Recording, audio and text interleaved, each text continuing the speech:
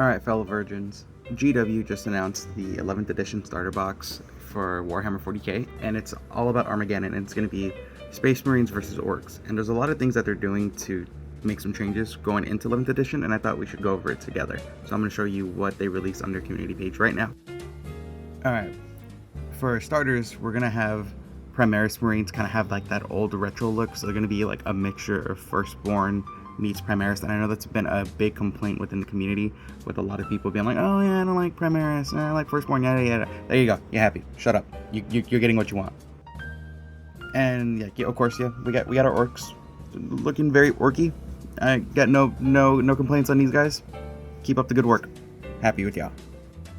But this right here, this is where the meat comes in right here. So it says, good news, your codexes and factions will still be valid for the new edition. And I think this is very cool right here, because a lot of people, myself included, were stressed out that we were gonna have to buy new codexes because GW loves money.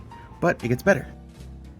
And I really want to get into what they're saying right here, where you can now sometimes select multiple detachments for a bespoke set of army abilities, so you can bring to life your version of how you see your army, of how your army should fight. And I think this is really cool right here. And it says that there's going to be over 70 new updated detachments. So I wonder which armies are going to get affected. Well, obviously, I think the given one is going to be Space Marines and Orcs, because of the they're the poster boys.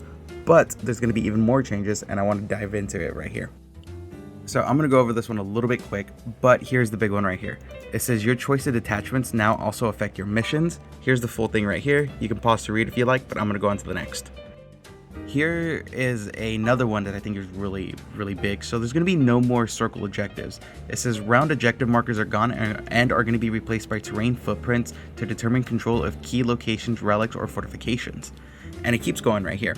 For terrain, so I'm going to read this verbatim right here. It says the terrain rules have been a big shakeup. The default bonus for now has impact hit rolls, nat saves, and units are genuinely far easier to hide than they previously were. So, you're going to be able to hide a little bit better now. I think that's really cool, especially for infantry units. And of course, there's going to be changes to combat right here too. You can pause to read it if you'd like, but here are the combat changes.